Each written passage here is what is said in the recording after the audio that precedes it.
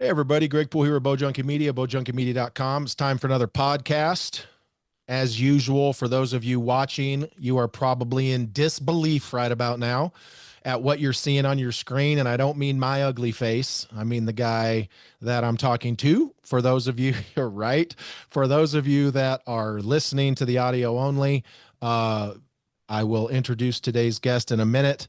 Hint, it's the Freak Show. But before we start talking today, just a couple things that I wanted to say, and this is more about archery in general than it is necessarily today's guest, because while he is on the Mount Rushmore of archery and will always be, um, he's not alone in his situation is his situation. But if you step back and you look at the last 25, 35 years and you look at archery and the people that have excelled the most at it, and you look at what's happened with those people as they, I don't want to say age out, but as they get to the end of their winning as a regular pro career, uh, think back to the people that you looked up to the most 20, 25 years ago, and where are they now?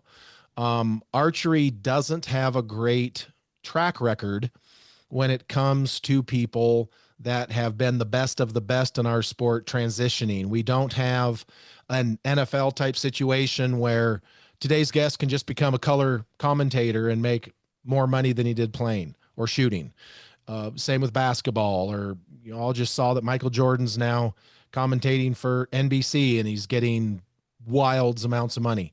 We don't have that kind of structure. So when you look at today's guest, Jesse Broadwater, I just did a podcast with Levi Morgan here a month ago, and he's basically restructured a lot of his life as well.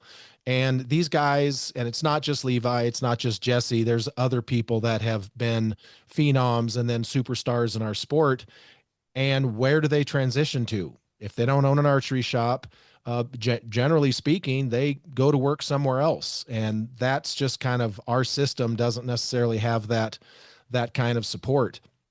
Levi has changed a lot of things on social media, and that comes from, in our sport, like we hear people in other sports talk about being superstars in junior high, high school, college, pros, and not just everyone's like, oh, that's my dream. Well, it's your dream until you do it, like a lot of other things. And so, be careful what you wish for, because when in this instance, when you were a child phenom and you've been doing professional archery, like Jesse was never a male amateur. He went right from young adult to pro, started winning, by the way. But the point is, Levi and Jesse and a lot of these guys, they did this for so long at such a high level. At a certain point, call it burnout, call it whatever you want. Perhaps it wouldn't be this way if there wasn't social media. Hard to even tell. We are where we are.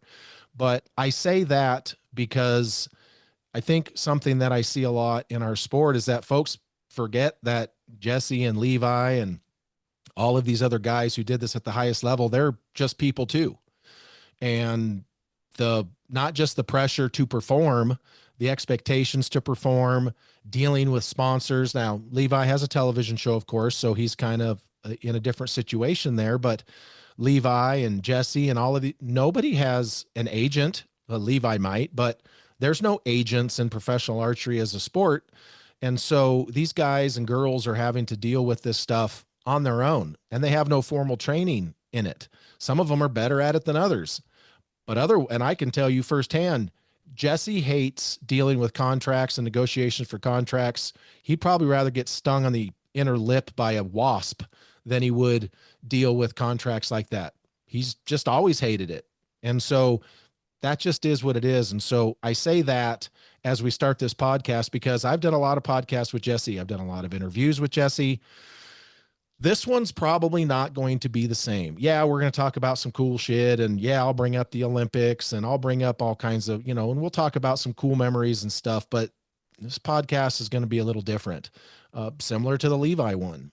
And so, I just wanted to say that so folks can understand that the Jesse Broadwater that we have today is not kid with braces shooting with a golf ball on the end of his stabilizer, or winning outdoor nationals 700 years in a row, just out there. This is a he's a grown ass man with a family and kids and bills, and I mean, he's been doing this his whole life. He's never done anything else until now. And that's similar for a lot of pros. So that's all I wanted to say about that. Just understand the Jesse that you've seen the last 20, 25 years at events. He's still that same person, but he's not the same man. And so that's what I wanted to say. So anyway, without any further ado, I'm certainly not going to list his resume, or else that would be the entire podcast. I can say, because he loves to hear this so much, he pretty much won everything there is in the world to win except for indoor nationals. That's his favorite thing to hear in the entire world. So, uh, yeah, We're yeah, done here. Where's yeah, the end button? exactly. Jesse has left the chat, but it's Jesse Broadwater, everybody. Jesse, it's good to see you, my friend. How's it going? Good to see you. Well, it's good to be seen, but it's probably better to see you than it is for people to see me. And so let's just address the 800-pound gorilla in the room. What in the actual cuss words? You literally, and look, folks, you know me, I have dropped the Jesse bathwater, swamp water, missing water, Houdini water, wind water. I've dropped all the water jokes on Jesse I can over the last, oh God, it's been a long time. But in all seriousness, bro, you literally went dark. And a lot of people have been wondering for a long time, not just are you okay? Because, obviously you're okay, but what the Effingham, dude? Yeah. Well, I first want to say I'm doing this podcast mainly because of like the great people in archery, and archery is full of so many great people, and I still have a lot of good relationships with a lot of people. That's archery's brought me a lot of friends and everything, and so that's the main reason. Like I feel like, yes, I did go dark for a little while, but we'll get into that, and kind of why that happened. That was just a personal thing that I just needed to do. But I feel like I'm doing this now to let the people that I care about, and the fan base and everything, which is awesome that I have, just to kind of let them know what's going on and everything. I should have done it earlier, but it's just been a lot going on. So, but I like what you said about, you know, you said something in the beginning there about having a dream, or everyone thinks it's a dream to do this, and be careful what you wish for. Um, that resonates with me a lot, because it was never really my dream to become a professional archer, and I never really had an end goal of where I wanted to be when I was 40 years old, still doing this professionally. It was, for me, I'll be honest, I was more or less like an introvert. Like, I didn't like large crowds of people, didn't like being in a spotlight. I didn't like any of that. I like just doing my own thing, you know, alone with a small group of people. Like, so, but going all the way back to the beginning, like, I started shooting when I was 6, and I mainly started doing it just because I wanted to bow hunt with my dad. And figured out that I was pretty decent at it, and, got into target shooting and stuff like that, and then started doing competing. And well, that just kind of snowballed. One thing led to another, and I found myself at, national events, and ended up 10 events a year when I was 10 years old, and then 15 events, then 20, then 25. And it never really was a dream of mine, but it was just something that I was good at, and that I was kind of just, I, I felt personally I was just expected to do, because I knew that I was good at it. Everyone around me knew that I was good at it. And I had, that kind of a support group around me that didn't want to see the talent or whatever, go to waste. So it was something that I just did because I'm like, that's just, I'm good at it. And everyone expects me to do it. And, I'm winning things. So I'm just going to keep doing it. And for how long, I don't know, but I'm just going to keep doing it. And so that's basically kind of how my archery, that's been my archery career, is like I've just never really. And I've watched like other professional, sports people like I'm into motocross, supercross and stuff. Like take Ricky Carmichael for example. He's the GOAT. Like he was a boss. But you look at interviews of him now he does commentating, but if you interview him now about, how he felt about his career, he's like, dude, I hated it. He's like, I hated competing. He's like, I couldn't stand going out there. He's like, when I was, going for whatever, 20 straight, wins in a row, going for the championship, he's like, I hated it. He's like, but I was good at it and I knew I could do it. So that's just what I did. And so I definitely, I resonate with him, that style a lot. And it's not that I don't hate the sport of archery at all. I love it. And it's given me so much in life that I can't even begin to appreciate.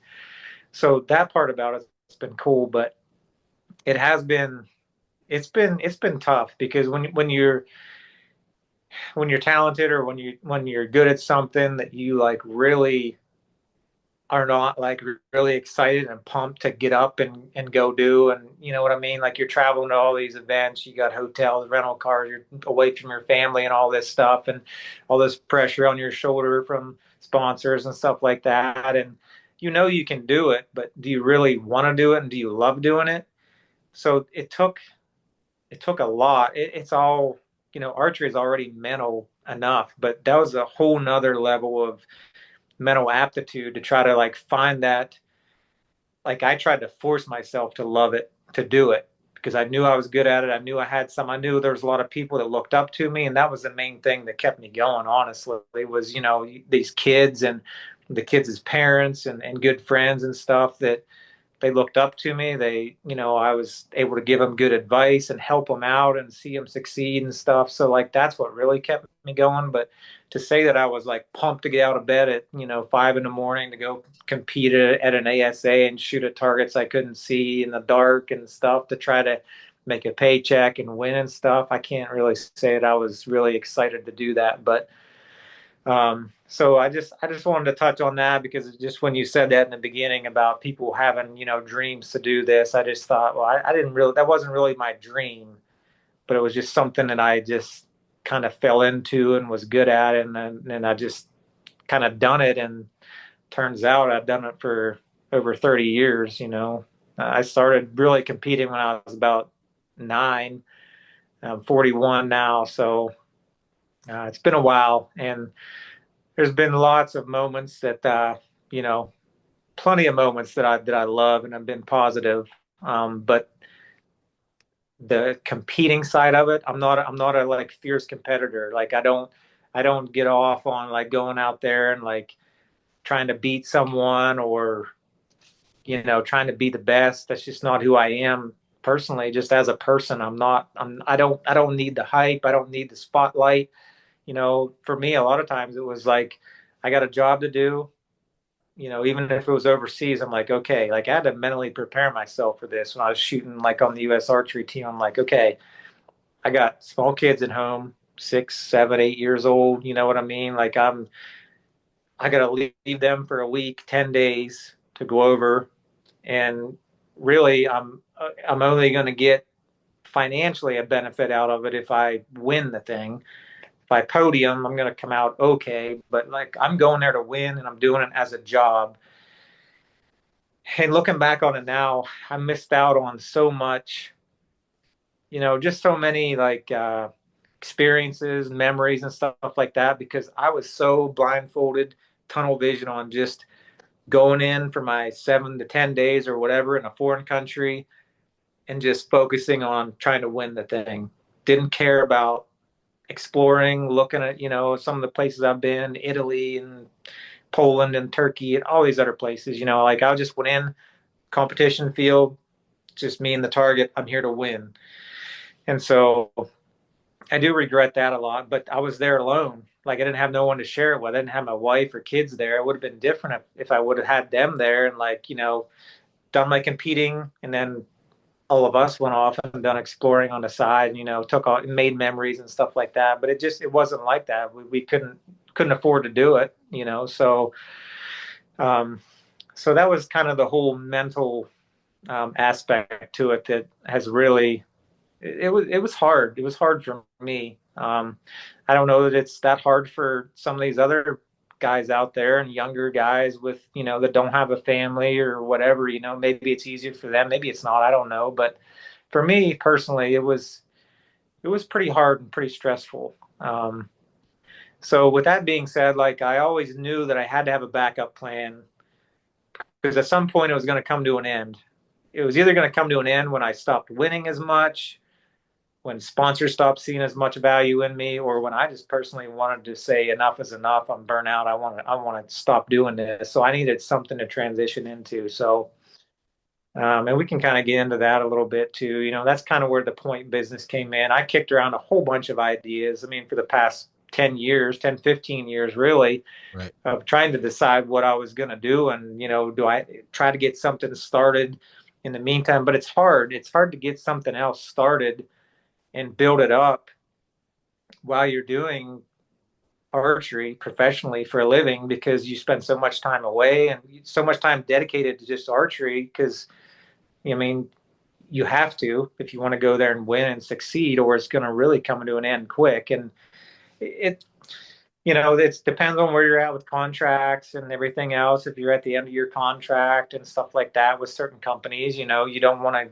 to go out that year and not win anything and have a terrible performance that year, or else it's going to be really tough to kind of renegotiate that contract with them. So there's a lot of factors in play there. But I was trying to get something in line for like the past 15 years for kind of my exit from professional archery into something else. Right. And so that's where the point business and luckily, Rod Menzer, a good friend of mine. I mean, I owe him a lot. I mean, I'm grateful for him. I mean, he started that competition archery products in 2006, I believe, and so me being able to kind of, but I basically had to make a choice. I'm like, so 2023, beginning of that, I actually started a few months before that, but I'm like, I pretty much I set a goal in mind. I'm like, this is what I want to do. I'm gonna, take over that business. I'm gonna get a machine. I'm gonna do everything. I'm gonna, take over that business. I don't know if it's gonna. I pretty much knew because I ran all the numbers. I'm like, it's not going to supplement, you know, the income that I'm making off of archery and winning and stuff, but at least it's a solid path for the future. And there's a lot of other opportunities I have with, the machine that I have and everything. So I'm like, so I just jumped in with both feet in 2023 and, decided to do that. But I didn't, there was really no good exit strategy for archery. Right. Like even if that business took off and I was wildly successful and I had other, like, even if I made twice what I made competing with archery, there was still no good exit strategy just due to the fact that the people involved, the relationships, contracts and stuff, and they don't all overlap and end the same time on the same year and everything. So it was like there was no easy answer to that. Um, but I knew that I had to get started somehow. So like that's where the point business came in. But like I said, I had no intention on stopping professional archery, when I did this past year. Hmm. I had 2 more years with Hoyt, and my full intention was to give that my all for at least the next 2 years with them, and on the side run the point business. I knew it was going to be tough, and it was already tough. It was long hours. Like I, I don't think a lot of people understand, and I'm not tooting my own horn or anything like that. And I'm not saying that I've done a great thing or I'm whatever, but I don't think a lot of people understand that, like, I put everything on the line finance wise. Like I took out a home equity loan on our place that we used to have, which we can get into that too, because we've moved a few times since then, all for financial reasons and for me and my wife and my family's future financial reasons. But I put everything on the line to start that business. Took a huge risk. I bought a machine I'd never touched before. I didn't know how to run it. I didn't know anything about anything. You But bought I'm like, I'm going to learn it. I'm You like, bought a I'm going C- to learn it. you bought a CNC machine with zero experience running it. Zero. I never ran one in my life. I've always wanted to. Now that has been a dream of mine. Like I've always wanted to run one, but I never have. But I'm like, you know what?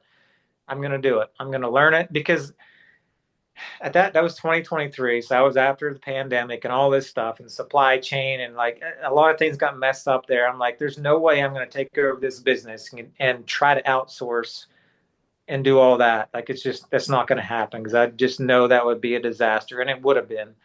So I'm like, if I'm going to do it, I'm doing it myself. I'm going to have control over everything I can have control of, and I'm going to learn it, and I'm going to do it. I have archery, still going. I didn't know exactly when I was going to announce the takeover of me doing, competition archery products to where it was like, okay, we're open for business because I knew that was going to be, going to make me even more busy. But I just knew that I was going to learn it. I was going to do it somehow, some way, and that basically equated to many overnighters, no sleep, 18 hours in the shop on the other days that I didn't pull all nighters away from my family, all while trying to practice and keep my skills sharp with with archery. Um, so that was a rough year. I mean, 2023 was rough, just trying to learn all that. And it wasn't hard in the aspect of me. Like I picked up on learning the machine really well, actually. But the thing is, I have one machine and we have like 300 different point models. I don't think there's anyone else in the world that has one Swiss machine that has 300 different parts that they're making on one machine and trying to meet, keep inventory built up, try to meet deadlines, try to, fulfill distributor orders, website orders and all this. Like, there's literally like almost 300 different point models we have. One machine. There's only 24 hours in a day. Right. I cut the cycle times down as slim as I could get them and still making a great product, but it takes time. So that's tough. And that was tough, um, but I was doing good. I got all of the programs dialed. I was even, making new points and everything. So everything was going good there. I'm like, okay, I can kind of take a little breather. I wasn't spending as much time at the shop. Didn't have to do that anymore. I kind of had to just set hours because I was missing a lot of family time and I was putting a lot of stress on everyone. So I'm like, all right, people are just going to have to wait. You know what I mean? Like Right. it is what it is. Like we got, at least we have customers and we have a product that people want, and that's good. And they're mad that I can't make certain deadlines sometimes. And that's a good thing. That's a good problem to have. But my family life and my personal health and everything else is more important than that. And people they can wait. If I gotta set hours and not be in the shop 18, 20 hours a day, it is what it is. Right. And I don't think a lot of people understand that. They look and because they don't understand a lot, the manufacturing side of it and how long it actually takes. And I can't just switch the machine over in 2 seconds and run a dozen points for this guy and then well we're out of this and switch it over and run that's just not. You're going to be chasing your tail forever doing that. Right. Swiss machine is pretty much like you set a program in there and a part and you run a lot of them. Well, that takes time, and if you have 300 different products, it takes time. So anyhow, I got to a point to where I set hours for myself, and that was a lot better for me mentally and stress wise and family wise and everything. And that was good. And so I'm like, okay, I got a couple more years with Hoyt. I still have other contracts. I got Trueball, AAE, Gas. I mean, all these other I mean, I I love those people, good relationships. So I intended to fulfill those contracts until and until the end, until we had to renegotiate. And then my plan was to have the point business and enough supplemental income at that time to be like, okay, guys, I'm going to have to slack off, you know, basically renegotiate the contract and the shooting part of it to where it was a lot less travel time, me away from home, and focus more on the business and just kind of transition out of it that way. So that was kind of the plan after I got everything up and running smoothly with the point business and everything. Um, until this past, well, 2024 was actually New Year's Eve when I got an email from Hoyt basically saying that I was terminated. And so at that point, I was like, okay, well, they pretty much made life decisions for me and my family pretty abruptly and pretty clear. So I'm going to have to figure this out and going to have to figure out how to make everything work, moving forward. So I'll just say this. I got a letter back in like October of 2024 from Hoyt, basically saying that I needed to step up my social media game. There was an obligation to be fulfilled in the contract of so much social media. And I don't want to get into details because I want to kind of be careful what I say here, even though you know, it is what it is. But I had an obligation to fulfill with social media part of my contract with Hoyt. Did I breach that part of the contract? Yes, I did. I for sure did. Wasn't on purpose. Um, and there's a lot to that, kind of a lot to that side of that story too. Um, it was never my intent to stop posting on social media. I don't like social media, but I knew I had to do it for my job. A lot of people don't like their job. They don't like things they got to do, but you got to do it. And it wasn't really a big deal for me to do. I get that part of it. But at that time, that was October of 2024. We just had two major hurricanes come through here in Florida. I was dealing with all that. We we just moved, sold our place that we had out in the country. I built an awesome shop out there and everything. I sold that place mainly for financial reasons, um, all in preparation for my exit strategy for archery. So like I had to move everything, move my family, my business, everything. We rented a place for a while, so that was like back in May of 2024. Moved closer to our girls' school, which we're trying to, we got them in a good school, or so we thought, because we didn't have no public transportation. This is kind of a long story, so Oh, we're this good. is probably gonna be a rant, but It's okay. but this all kind of like, I don't know. I think people probably need to understand this because it's all part of why I am where I am right now. Sure. So Understood. they like we sold our place out in the country. It was like 30 miles east of here. Awesome place. I still love that place. And if I ever have a chance to buy it back again in the future, I will probably buy it back. I hated to get rid of that place purely for a financial decision. Sure. Moved to a place and rented, financial reasons, and because we got our kids in a good prep school, our daughters, Molly and Gracie, in a good prep school. One of the best, supposed to be the best around, but they didn't have any public transportation, so we was having to drive them, take them and pick them up every day, 35 minutes. So we had a financial opportunity and a place that we found to rent right by the school. They could literally walk to school. So we made that move. I found a place to move the business to, a place to, that I could rent to move the business to, and a machine and everything, inventory. So we did that, moved everything. That was quite the ordeal, moving all that stuff. And then it ended up that school was the staff in that school. There was a lot of corruption there. That's another story. But the girls ended up just not. It didn't turn out to be what we thought it was going to be. Gotcha. We was paying a lot for rent to be there. So as soon as we moved there, we started, we was always looking at the housing market around here to try to find another place to buy that made sense. So we lived there for, I guess it was probably a year, maybe a little less than a year.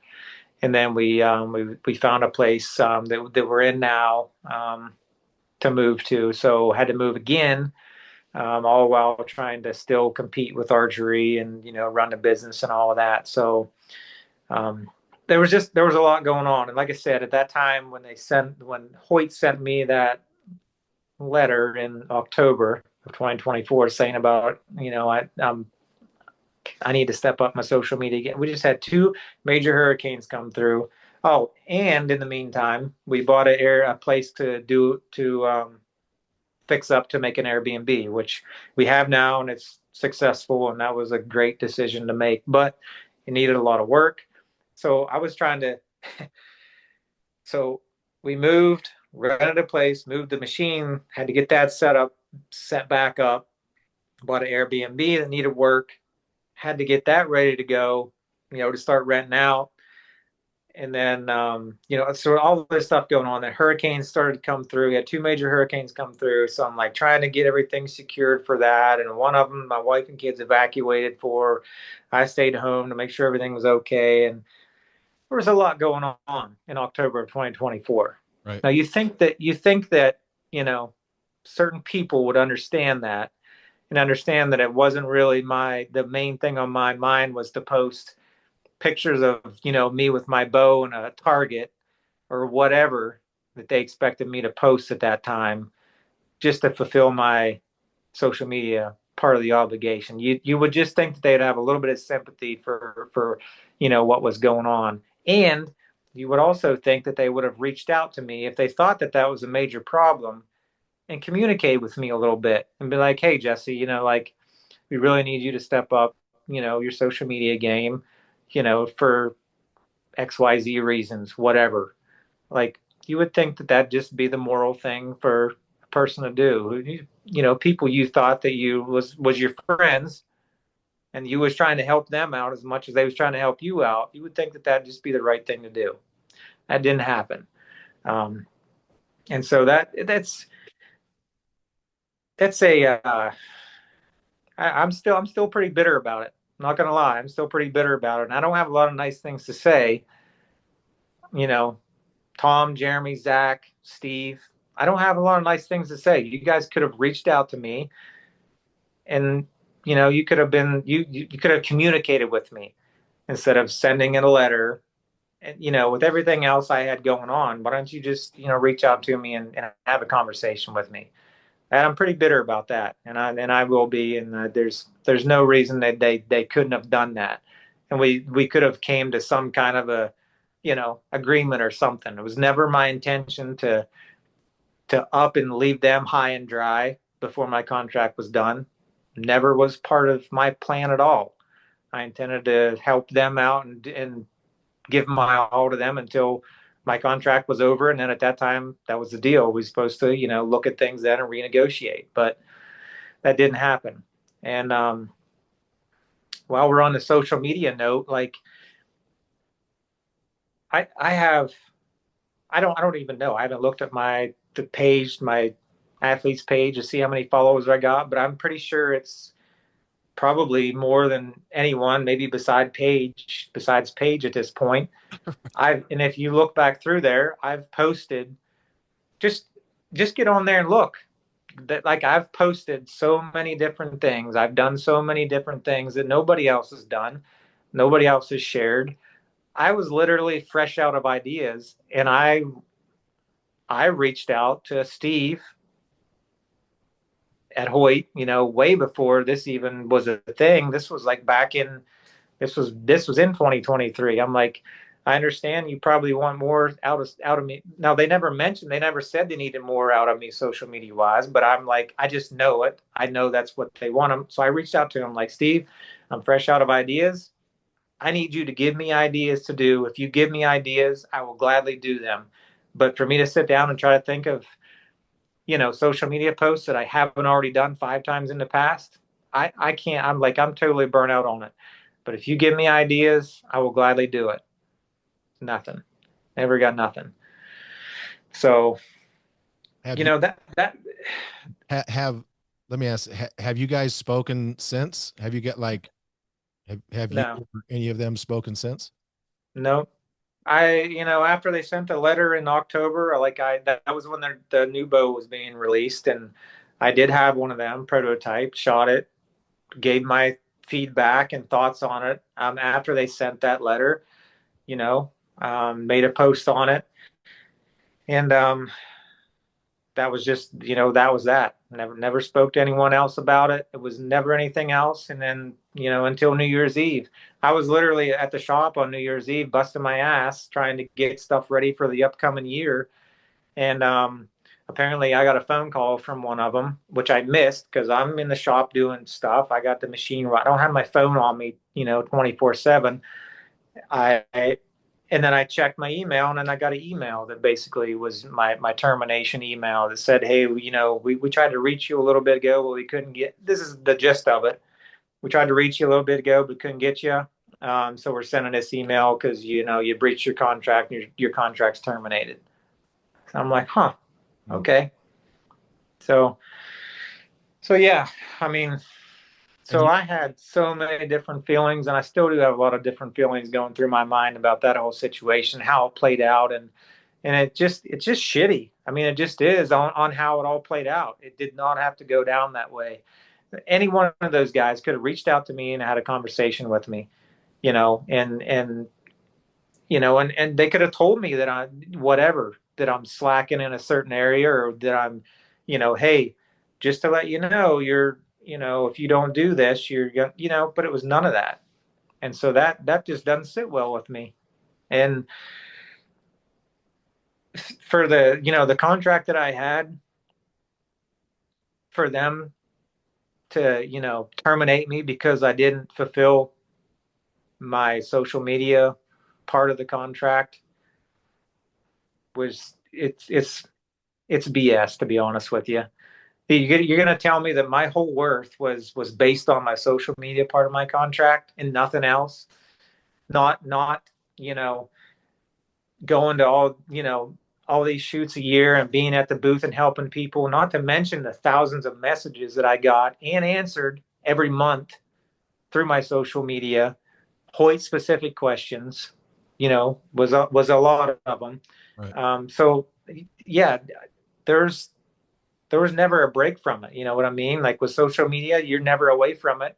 I understand that. That's part of my duty as, having a contract these companies is not just competing and going to events, and then, it's at home, it's helping people, on a local level, it's shops, it's answering questions, it's just helping as much as you can, and, being supportive and representing the brand. I get that, and that's what I had done. And I think if they knew how much time I actually spent, um, which I know they do. They know it. They saw me. I was at every, and this isn't just the past few years. You know what I mean? I was with Hoyt for my whole life, besides 5 years with Matthews. Right. Um, and I, it doesn't matter now. It doesn't really matter because the past is the past. But I was taken advantage of for a long time when I was with Hoyt back in the day. I was winning, and once again, not to toot my horn, it just facts are the facts. I was winning and doing everything for them, and putting Hoyt basically back on the map internationally as well. And I looking at what I know now, and contracts and financial part of it and stuff back then. I don't know. I feel like I was taken advantage of some, but it doesn't matter. I'm not bitter about that. It just is what it is. I just know that now. But you think that they would, we had that relationship for so long. Yes, I left for Matthews for obvious reasons.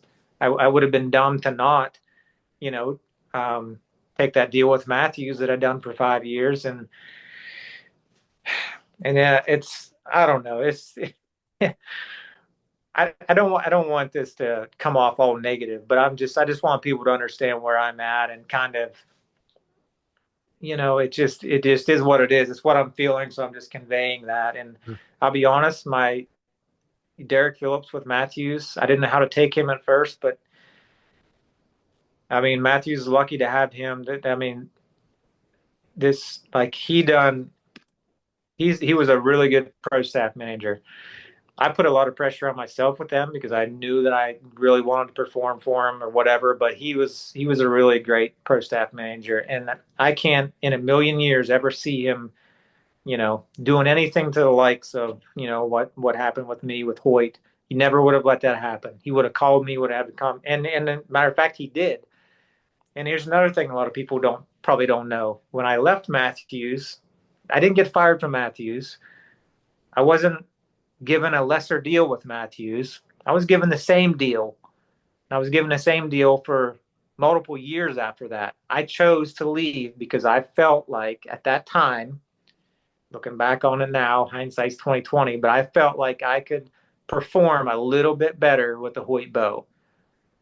I was given the same deal with for Matthews Right. for not just one more year. And so I don't know. It's just like I don't know. I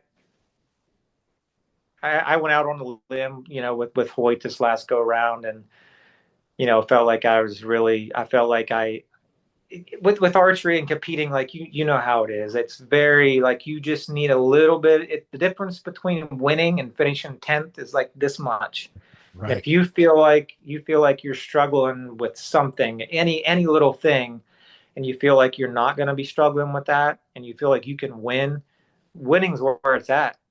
Winning doesn't only get you paid more, it's better all around. I mean, you know what I mean? Like if you stop winning, it starts going downhill from there. So um, it just there's a lot of there was a lot of talk, with contracts with Hoyt this last go around. It's like, oh, we don't need you to win everything.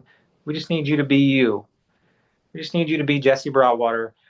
Obviously we want you to win, but that's not going to be the end all be all.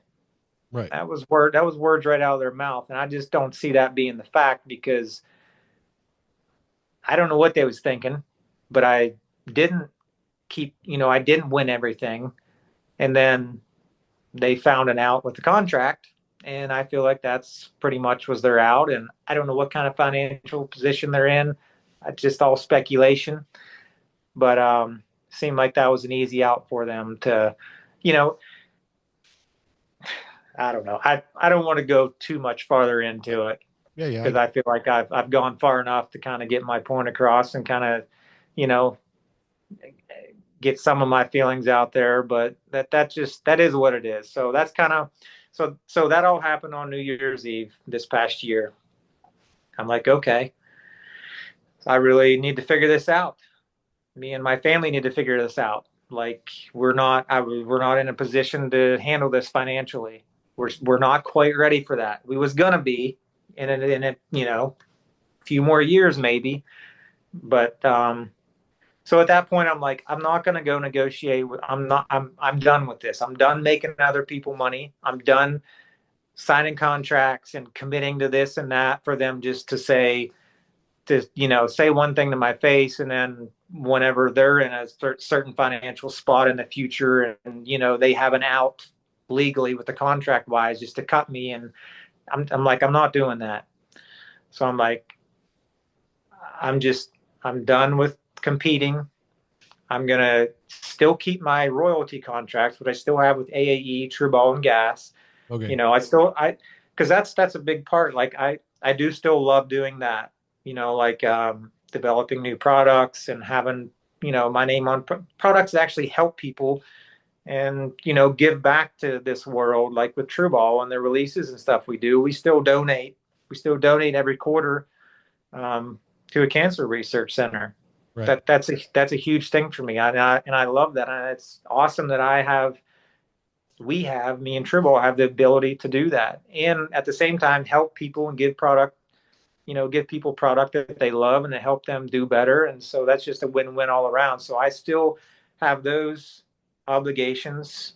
Those are still my obligations. And I plan on, doing my part and fulfilling those obligations for as long as we want to do it. So Right. that's that. So you don't have, So so right now, I'll take a break and let you answer questions. no, you're good, man. Hey, look, I mean, I am made of questions right now because, I mean, this will be no secret between you and I. Jesse's not only went into the basement to suck on battery acid when it comes to shooting, but he has not been in, he's not wanted to talk to anybody about anything, myself included. And I'm not going to hold that against him. I make fun of him and call him names for it. But other than that, I've been doing that for 18 years. So we're good there. So yeah, Jesse's just not wanted to talk about this. So, hey man, look, I understand you have some things to get off your chest. I totally get it. So I guess my first question is, um, at what point do you think sitting down with whomever at Hoyt, just to kind of, because it just from the sounds of what you're saying, there's probably a lot more to this story, and it's probably good you're not saying it here. But given your status, easy, Mike, given your status and your tenure with Hoyt and all of that, your relationships with those people in particular, do you think a sit down with them now that contracts are not a thing and all of that, do you think that that is something that you would look at for the future?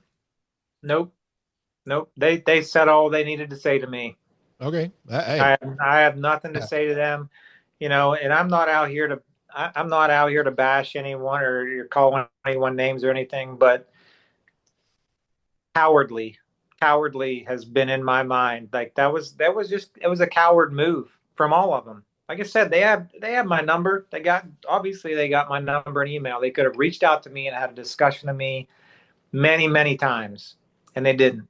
So Okay. there's nothing for me to say to them. They don't need to say anything to me. It was pretty clear to me, that email and me them terminating me, just that that was that sent shock waves. So Understood. All I can do is ask the question. And so, yep. so when you said now, the the one thing that I would like to ask about is when you said, and obviously beginning of 2025 with that shakeup and all of that, it's totally understandable that you're like, I'm done with target archery.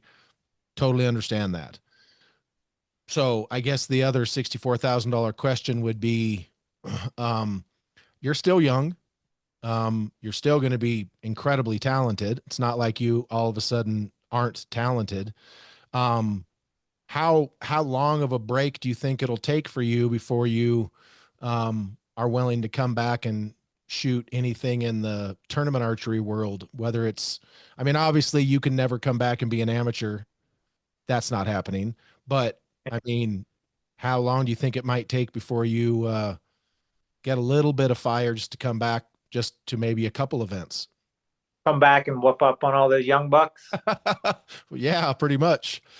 because I still got it. I just want to let all you young bucks know I still got it. Oh, do you now? Oh yeah, You still shooting? a little bit. All right. All right. Um, So, but no, here's my this would be ideal for me. Like I would love, and we had plans on doing it this year, but it didn't happen for various reasons. We can get into that too. But yeah, my ideal situation would be to um, take a booth for the point business, to the events and go there. And while I'm there, I might as well compete.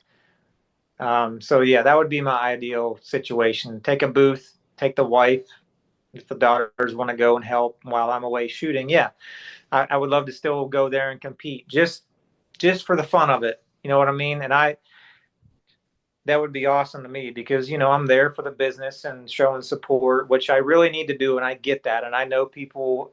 I target archery is like this big, like it's a pretty niche business that I'm in. right. And I know that, and I understand that, and I understand that I need to go there and show support, and I want to go there and show support to all my good customers that I have, and I do have a lot of good customers. I'm very thankful for that. So I want to go there and with a booth and product to sell, and try to give discounts and just try to do everything I can to get this great product that we have out there to people, even though it's just, points. It's not that big. It's not bows. It's not sights. Like we're not true ball or anything. We have points, Right. but it's something that people need. And I feel like they're the best points out there. And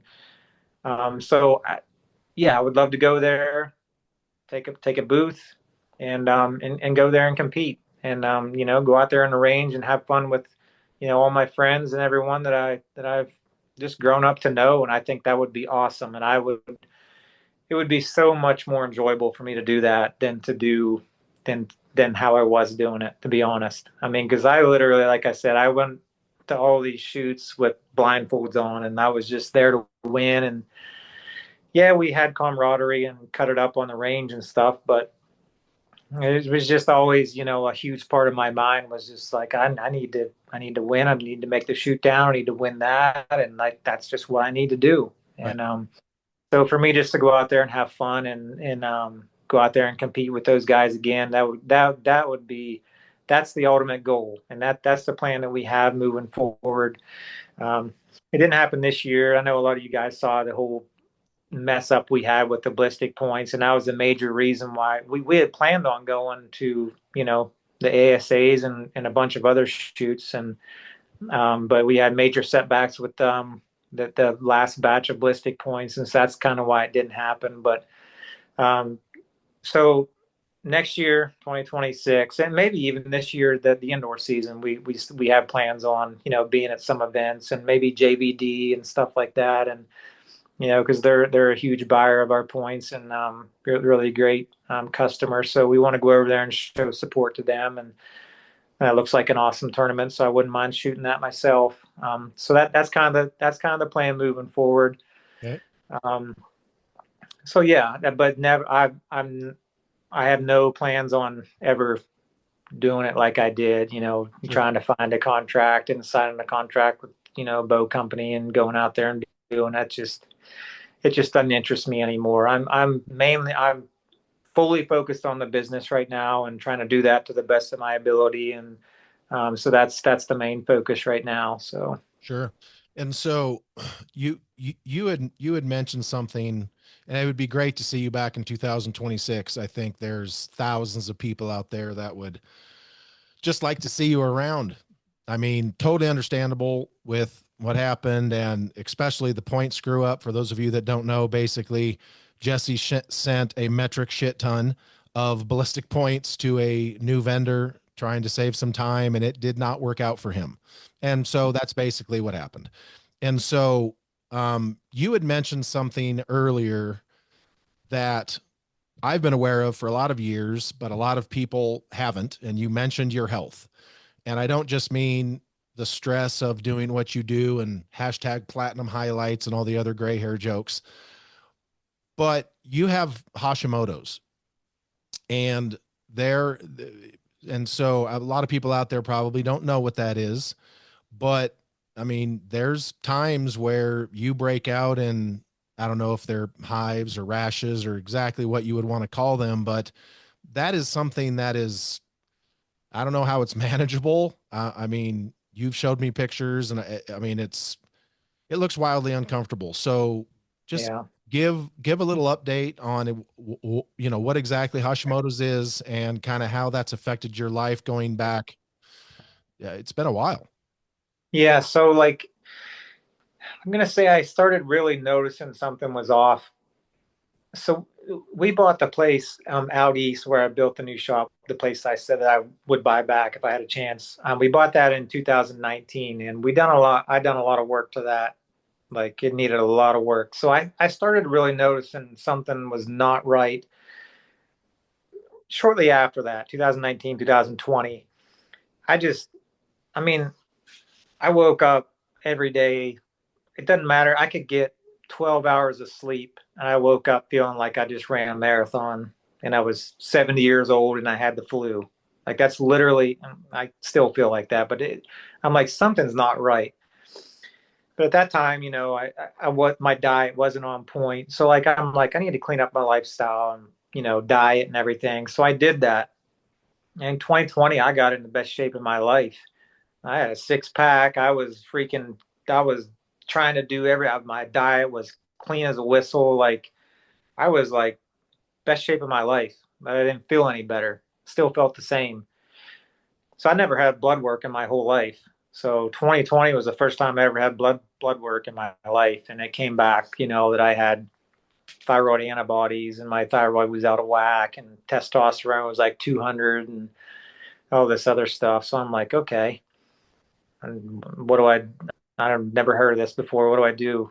So it started in like 2020, and found out the main thing was Hashimoto's. So like, well, that's mainly a gut issue. It's a leaky gut, and so you got basically Hashimoto's is where it's an autoimmune disease or condition that like your immune system attacks your thyroid. So you're getting particles that go through your leaky gut, which is the main problem, come to find out, gets into your bloodstream, and then those, whatever they are, proteins or whatever, your immune system sees those as antibodies in a certain type. It's like sees it as your thyroid. So your immune system starts to attack your thyroid. Hmm. So like it's a lot about your gut and trying to heal your gut and eat the right foods and stay away from anti-inflammatory foods and stuff like that. So I did that. I tried to learn as much as I could about it and switch my diet around to like an AIP, which is like an autoimmune protocol diet, and away from all inflammatory foods and stuff like that. And so I did that really, really strict for a year. Still didn't feel any better. Like I really didn't feel any better. I looked good physically. I was, but I didn't feel any better. I'm like, well, okay, this sucks. I just basically, you know, it takes a lot of discipline to make a huge change like that. And I did that and I like stayed strict to it for like over a year and I didn't feel any different. I'm like, man, something's just not right. Well, I kept getting blood work and everything and still had high antibodies, thyroid was still out of whack, testosterone was hormones was out of whack, all my neurotransmitters, like your your GABA, your what's um the feel good neurotransmitter hormone, I can't remember what they are. Whatever the dopamine, like dopamine was way out of whack. All this stuff, like all my hormones is out of whack. So I'm like, okay, I don't know what to do. I'm just trying to figure this out. In the meantime, I'll try to get on like hormone replacement and see if that does anything. So I did. Still didn't feel any better. Like I got my testosterone up to 800, but literally didn't feel any better. And I thought that was going to be like I thought, well, if I go from 200 to 800 with testosterone, like I'm going to feel better, but I didn't. Wow. So it's, I would like to say long story short, but it's still a story and I'm still dealing with it. So I've been trying to do everything I can, try to monitor everything diet wise. And I've had a lot of blood work since then and like try to manage it. Like, I think it's Hashimoto's, which I know it is, but I think there's other things going on too that I just haven't, me and the doctors and stuff haven't been able, and I'm working with functional medicine doctors too, not just regular doctors. They really haven't been able to like, give me a clear path to feeling better. So I'm literally still working on it. But as of about, I don't know, 8 months or maybe a year ago now, I started breaking out into hives like every day, just out of the blue, out of nowhere, like my whole body hives. My whole head, my face. I'm talking like huge hives. Itch like crazy. I mean, I can't sleep. I got them a lot of times at night when I was sleeping, like my legs and stuff, and it would like migrate. Like one night it would be like my legs, and the next night it'd be my midsection, then it'd be my head, and like just itch all night. So I didn't get good sleep, and we all know sleep's very important. So I couldn't get good sleep because of the hives. Um, so yeah, I was like trying to figure out that whole like that was new, the whole hive situation. So I was like trying to figure that out, and then actually here for like the past month, the hives hasn't they haven't been as bad, but I don't know why. I really didn't change anything. And I'm like trying to keep a note and a diary on like my diet, but it's pretty much the same. I know what I need to avoid: gluten and dairy and soy and all this stuff.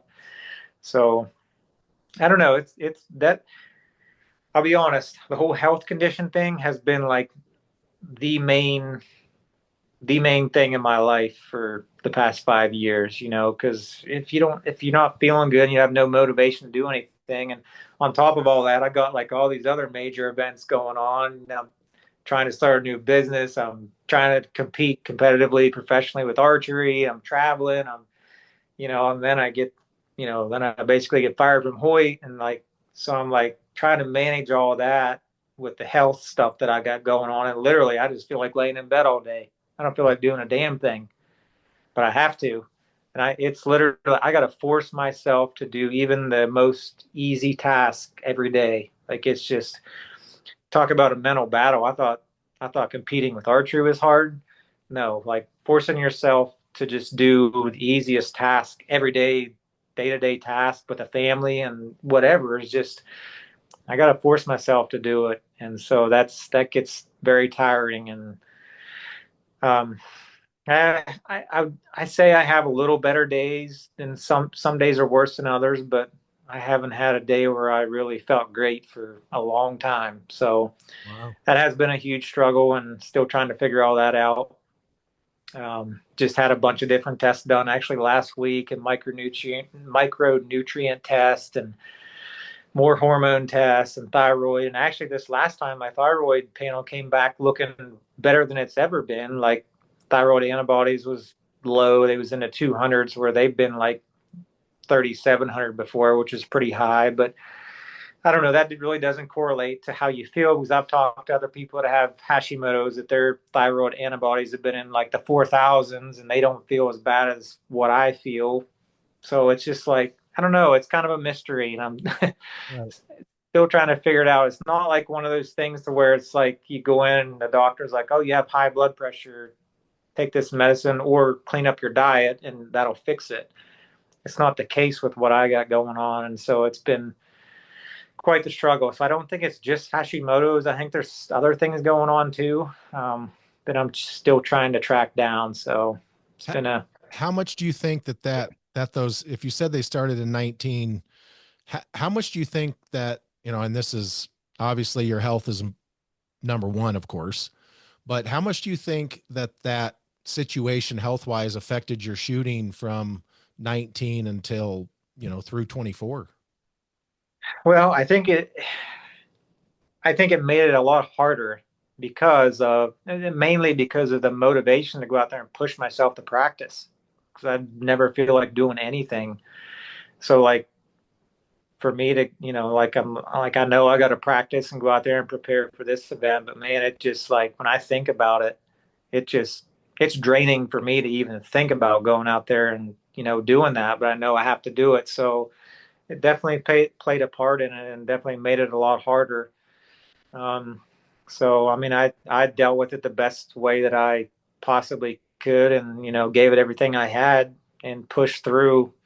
That's how I describe it. I mean, I just like got to push through things and just like this is what I got to do. So just like try to put you feeling like crap aside and just do it. And so yeah, I'm sure it affected me. Um, just like it affects my every day to day life now. But it was definitely harder to go out, say I got to prepare for a field event or whatever and go check marks and make sure oh, this is on in the heat of the summer and stuff down here. And yeah, it wasn't easy. My balance is not the greatest, like a lot of times too. And I started to notice that a couple years ago when I was shooting. I'd be standing there just practicing or whatever when at any time I was shooting really, but I noticed it a lot because I really hone in on how I was feeling when I was shooting alone at home practicing. I'm like, man, my balance don't feel right. And I video myself, and I'd be swaying back and forth and stuff, and I'm like, man, I thought I was, just my balance just didn't feel right. And so like my whole coordination just kind of felt a little bit off. So I started practicing actually on those flexor Right.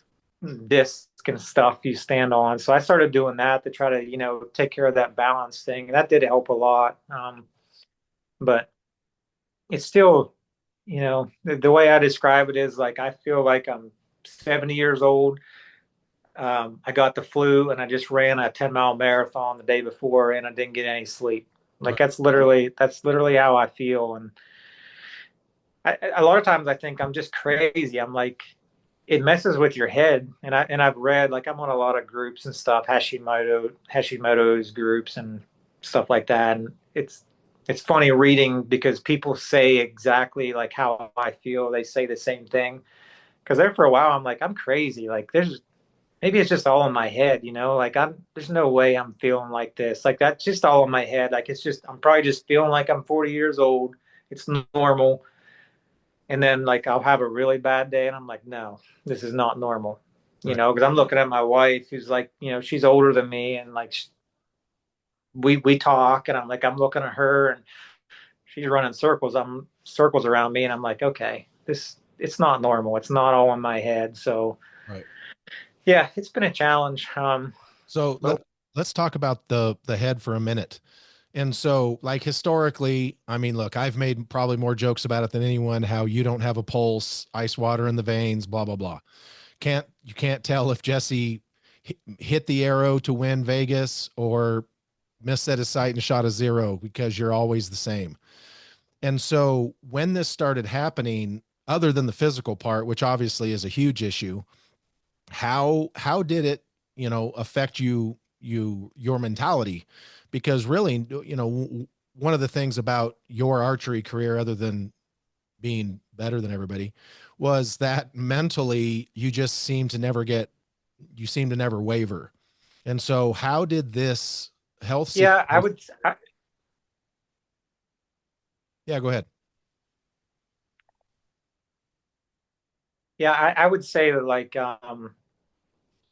I would say I still have that mental focus and probably just from being ingrained in me from how long I've been shooting, but I don't think the health condition really affected that too much because I had to prepare myself mentally for it, and I knew like, okay, well, I got to do this to make it to the shoot off, and if I make it to the shoot off, I know what I got to do to win. So like I could prepare myself mentally for that and kind of push the physical side and how I felt aside for the amount of time that I knew I had to perform, to for the event to be over, basically. So Right. I would say that I could handle those situations well. It's just when I start thinking long term about things, I'm like, okay, well, you know what I mean? Like, how am I going to feel tomorrow or the end of this week? Am I going to feel better or whatever? And like, how am I going to be as productive as I know that I can be or I should be with what I got going on? And Mhm. probably not. But like, I could push it aside for short periods of time and just kind of force myself to focus and still get in the zone basically to perform. So Okay. I feel like I can still do a pretty good job of doing that. um Now if it was, so I gotta take it like bits of time at a time basically. So like if tomorrow I had to go out there and prepare for a 3-day field event. So I would just kind of prepare myself mentally and be like, okay, well, I got to shoot 112 arrows a day. It's going to take like 4 to 5 hours. And like, just be sure you eat right, do all the right things that you need to do diet wise. And, it's only going to be 4 hours or 4 to 5 hours that you really got to push all this crap aside and focus and do your job. So I feel like that's how it's been. You know what I mean? Like, it's just like taking it bits at a time and just this is what I need to do. So however you feel, whatever, push that aside. This is what you got to do. Go do it. Then you can whine and cry and do all that stuff after. You know what I mean? So Well, I mean, yeah, that's that's quite a departure from the 5 day outdoor nationals, Jesse, that would eat one freaking granola bar during a field round and still clean it. So that's kind of what I was getting at. So if this situation is not necessarily affecting your, what we'll call, the competitive mind, and you simply have to use some of that to adjust for the physical demand, then yeah, that's certainly going to change the entire dynamic. There's no way it yeah, couldn't. yeah, yeah. It definitely does. I mean, yeah. You just saying you just saying 5 day outdoor national just brought back a memory. I mean, Let's hear it. What is I, it? actually something that I should probably touch on because okay, so here goes. So I used to get sick and throw up before every event up until I was like 18, 19 years old. I felt so much pressure on me, and it wasn't from my dad, my parents, or anyone else. It was just like I just knew that I needed to perform. Like I knew I had this whatever talent or gift, and like I knew I could go out there and win. So like it was a lot of pressure on me. I knew I was like pressure to perform. I'd literally throw up multiple times before I even shot my first arrow Hmm. and during the round. So you just brought that up. So like I remember shooting one time in Watkins Glen, New York. Still remember this to this day. First target, there's a big oak tree there. I think I was in the youth group at this time. Shooting with two guys. I can't remember their name right now. Young kids, in the youth group. They was kind of came hot on the scene and the shot really well, and they left. I'll have to think of their names, but anyhow, I was there and I was the youngest. I was like 14 or whatever, just in the youth group. Big oak tree there beside the first target, and they was there on the first targets, whatever, talking, getting ready to shoot, and I was like behind a big oak tree throwing up. I don't even know if they knew. Like I always tried to hide it. Like I'd go in the bathroom, or like I'd probably many people don't even know this except maybe like, well, I know my parents know it. Shane Wills probably knows it. I didn't really tell anyone, but yeah, I'd be throwing up multiple times before I even shot my first arrow, and then sometimes during the round. Like I just so much pressure, I just get nervous, and I'd have to throw up. So it was like it was miserable. It was absolutely miserable. So just imagine puking your guts up multiple times before you even start shooting the first day of a 5-day national event. Got to shoot 112 arrows out in the sun, and it was rough. I couldn't eat anything. You know what I mean? So I had to finish out the day not eating, and so yeah, I was that guy, and up until I was like 18 or 19, I remember very specifically. Me, my mom and dad, and my one brother, Tommy, who he was actually a really good shot. He's a national champion too. A lot of people don't even know him, but we was at the outdoor at the IBO Worlds in West Virginia. It was like kind of I was just getting into 3D or whatever at that time, and like I was sick in the hotel room before we even left, and my dad was there, and I remember him having a talking to me before we left the hotel room, and that was like he's like, if you're gonna keep doing this and you're getting yourself sick over this, we'll just go home. Like this isn't worth it. You're just gonna, it's just not worth it seeing you sick like this and all that. And I'm like, yeah, I mean, it sucks. And I think my brother Tommy had a talk with me at that time, and just kind of was like, you just need to stop worrying so much and just have fun with it or whatever. He had a little small talk with me there. So like it was a lot better after that time because it like just all came crashing down, at that time. And my dad was just sick of it, and I'm sure my mom was, and because they knew it was happening. Right. So yeah, so like I think I still done it maybe a couple years after that. I remember one time in Vegas, I may have been 20 years old, but like I was getting ready to shoot the first day, and I went in the bathroom, and I'm like was literally feeling like I was gonna puke, and I'm like, you know what, this is just stupid. Like there's no reason to do this. Like who cares if you go out there and freaking shoot a 295? Is it the end of the world? No. So I had a little talk with myself in the Vegas. I think it was a Riviera bathroom that one morning before I started the first day of scoring arrows. I'm like, this is stupid. You just go out there, stop worrying so much, stop stressing so much. So that was the last time I got sick, before I shot. So Did did did any of that getting sick ever affect your score or how you shot? I don't know. Probably, I don't know because I didn't feel good. I was weak, like pale, cold. Like I just did not. Yeah, it sucked. I mean, it was a marathon for me to even shoot 30 arrows at Vegas or whatever. You know what I mean? Like, yeah, it was miserable. It was miserable. I don't know if it affected me. I don't know because I don't know. I never had a good day to where I wasn't sick at a major event to where I don't know.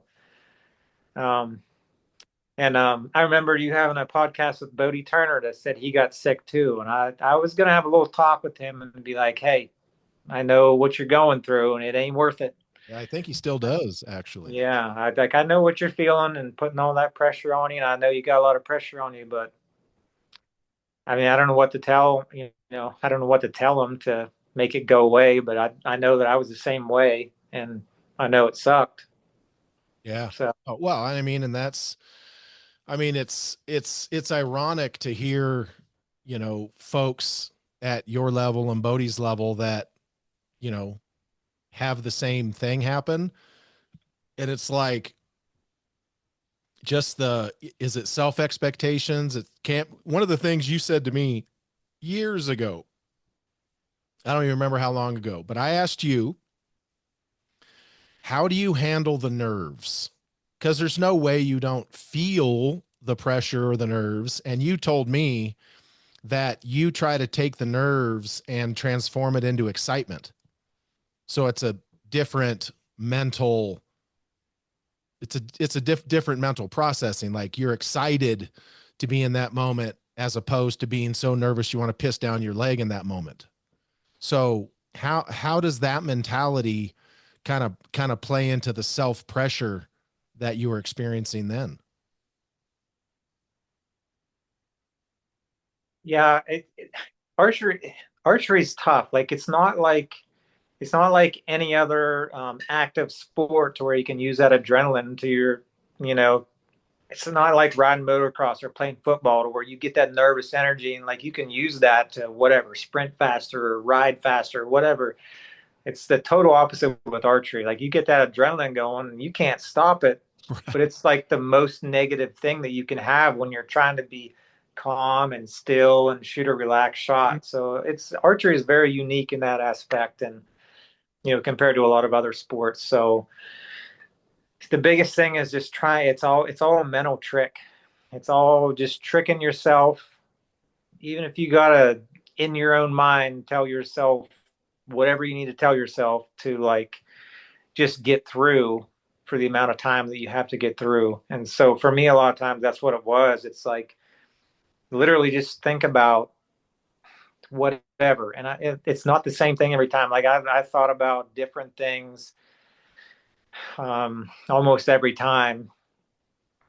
It was never thinking about winning. It was never thinking about, what I had to do to win.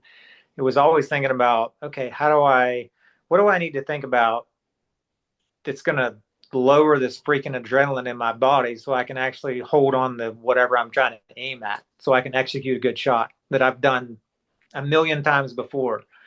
So like if I knew that if I could trick my mind and trick myself into just allowing me to make that good smooth shot that I've made a million times before, that I was going to be fine. You know what I mean? And I was going to do what I went there to do. I was going to hit what I was aiming at. So it was all just mental trickery, and whatever you got to use to trick your mind or whatever to get yourself out of that heightened state and to try to lower that adrenaline. I don't care if you got to think about whatever, whatever it is you got to think about. You were about to go You know? somewhere with that one. Yeah, I mean, because I've used so many different things, and it's probably unique to every person that like what I use is probably not going to work for someone else. But I would just say that you have to you got to trick yourself. You got to trick your mind. Your mind and your subconscious is like the most powerful thing. And because if you try to live in the moment, just for a lot of people, just people that's never been in, say, the Vegas shoot off, just picture this for a minute. Say it's your first time, like you went there, like whatever, you got your home crew rooting for you. You're like, man, I really hope he goes there. And if he goes there and makes a shoot off, man, that's going to be awesome. If he wins, that's going to be awesome. And you go there and you do it. And then it's time for the actual shoot down. And you're sitting there thinking about all that stuff. You're thinking about, holy crap, I did it. I made the shoot down. I got to win this thing now. Like I've made it this far. I got to win it. I got all these people rooting for me. Like if I won, it would just be the most awesome thing. Like there's gonna be pictures. This is gonna be epic. You know what I mean? If if you start thinking that, you're screwed. You are screwed. So So so you can't. I mean, yeah, you gotta like you gotta play it off. You gotta play it off like this ain't no big deal. It doesn't. There's like whatever 5,000 people behind you. The lights are on you. Bruce Cole's there talking, and he's saying this is it, this is the final shoot down, and good luck and all. Like you gotta. It's hard. It's very very hard. And that's why like winning is not a lot of people do it, and the people that do it, you'll tend to see them repeat doing it because they they found a way to figure it out, but not all the time because it's hard. And the times that they don't win, they wasn't using the right mental strategy or wasn't in the right mental state to win it. It's not that they don't have the ability to do it. Every time they go out there, they can do it, but they just wasn't in the right state of mind at that time during that event or whatever. So and like I can go in, I could have went in with a game plan. I'd be like, okay, if I make the shoot down, like this is kind of this is my game plan. This is where I want my mental to be. This is kind of what I'm going to focus on just to take my mind off of it. And sometimes that even you can have like a good mental strategy to take your mind off of it, and it's still not work. You know what I mean? Because there's still some luck involved in it. But yeah, you got to take your place out of that situation and like literally just I know a lot of people say this, and it's that you got to block everything out and literally just focus on the basics and what you have trained to do a million times in the past and just go out there and do that. And you can't focus on it sucks because you want to like be in the moment and you want to like soak all that in. But if you do that, at least for me anyhow, if I was like be like, okay, I'm here at the Vegas shoot off, like this might be my last time ever. Like I'm gonna just soak all this in. You're looking around at the crowd and the lights and 25 other fierce competitors beside you, and you're like, all right, I just got to go like, I don't know, 40 more arrows and not miss an X. Like this is cool. I'm gonna just soak all this in, you know what I mean? And then you draw back on your first shot, and you're seeing red and yellow, and it's just not gonna work. You gotta play it off. You gotta find your own little mental happy spot, and just let it flow, and just kind of you got to be in your own zone. Right. And I So other than F this guy, which I'm sure is exactly what was going through your head, where did you go to your Happy Gilmore place when I forced you to win that car in Yankton when you won all 5 of those events and you had won and then you didn't want to shoot for the car and I made you? How did you, where did you go then? Because folks, you think I'm exaggerating. That's not hyperbole. I literally forced, not physically, but I did take his bow over there. So he had to go get his bow. And when he yeah. went over to get his bow, he had to shoot. And yes, he ended up winning the car again. So how did you, so how do you, because that wasn't a normal situation. You had just won what the hell they call it? US Open or whatever they call it.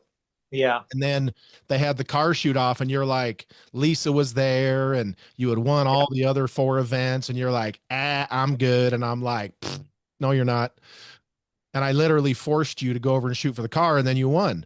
So what did you do in a moment like that? Well, that was easy. That the car shoot off was actually easy because I didn't care if I won it or not at Uh, that point there. because I won. That was a phenomenal week. That was the highlight of my career. That whole week. And the reason why I probably won that is because I like wasn't even going to shoot it. I didn't care, but obviously I'm going to go out there and just try to make the best shot. But it wasn't like, say I didn't win anything that whole week and it was the car shoot off and it was a final moment to try to win something. Like that would have been way more pressure. To me, the pressure was off. I'm just like, I didn't even want to shoot it. You forced me to shoot it. Thank you very much. And I went over there and I'm like, okay, we'll just, go through the motions and we'll just see what happens. I'll just make good shots. And so that was actually easy. It was the rest of the week prior to that, I had to really, stay in the zone and that. But honestly, that week I had stuff clicking that week. Oh, I think a lot of it was, I changed it. I think I remember I changed quite a few things with, technical wise, like setup and bow stuff, before that week. And so like that was kind of fresh. That was kind of fresh in my mind. And so I was like feeling all that out and it was working. It was working good. It was like I I think couldn't do no wrong. And I was like, all right. I mean, so I got something dialed in. It was just one of those setups to where like, man, it's one of those setups you wish you would have like took notes on and like it was good. It was clicking. I can make a bad shot and the thing still hit. So, but I did make a good many changes. I know I made a big change to my grip. I put a different grip plate on there that made my grip angle like really flat. Correct. My draw length was shorter, so things was feeling different. But man, it was working. It didn't feel that great, but the freaking it was just working. So Yeah. so that carried me through the whole week. But yeah, when it came to the car shoot off, and that was kind of like the pressure was off at that point. I'm like, I don't have to win this car. Like I just won everything this whole week. If I don't win it, no one's gonna care. You know what I mean? So like that was yeah, that was easy, but it was like it's harder. Like I don't know, going in like Vegas is not technically hard, but it's so prestigious that it's not hard to shoot 30Xs a day, but or 30 10s a day. Oh, But then trying to win a shoot yeah. off with 25, 30 other people, knowing what you got. If you go into that shoot off like when there's 30 other people there, and you're like, okay, well, there's this many people, we're for sure going to have to go however many more rounds, 20, 25, 30 rounds. And I'm going to have to be pretty dang on perfect, to come out on top of this. I think that's for me personally, that's the wrong way to look at it. You just, I don't know. I don't have the, I don't have the right answer for to tell someone to go out there and win like a shoot like Vegas. I just know how the best way that I've learned to do it and deal with the pressure with my own experience. And sometimes it worked, sometimes it didn't, sometimes it worked but was really hard, a lot of luck involved. So yeah, it's all between your ears. So what do you make of the whole going to inside out now with this next crop? And let's jump into this a little bit. So for those that don't pay attention to archery history, um, when Dave Cousins came on the scene, he raised the bar, especially in field archery. And Yeah, when I say he was thumping, yeah, thumping people, and then he had a huge run. And then Jesse came along, and literally, I remember they're like Dave's shooting score because they changed the target, folks. So if you start talking about Terry Ragsdale and Joe Cap and Mike Leiter, all legends, but they made a change to the field face, et cetera, et cetera. And Dave was crushing. And then Jesse Broadwater came along, and him and Dave were battling it out, and then Jesse raised the bar to perfect, and then we started counting X's, and we counted X's before. We counted X's for several years before, but so Jesse raised the bar from the bar that Dave raised, and now you have Matthias and Bodie and some of these guys that are trying to raise the bar because, of course, now we count X's, and we didn't necessarily count X's in Jesse's heyday, but so what do you make of this most recent crop of shooters, the Bodies, the Matthiases, et cetera, and then going to inside outs in Vegas as the well, not on this podcast, but as the resident old timer of the Goats, which you are, um, what do you make of the current situation? well, I'll just say this. I think anytime that you award the archer for being the most accurate, that's the best way to do it. So like just for if you got a guy that's out there, he shoots 900 with 50 X's in Vegas. He makes a shoot off, and he's in there with a guy that shot 900 with 89 X's.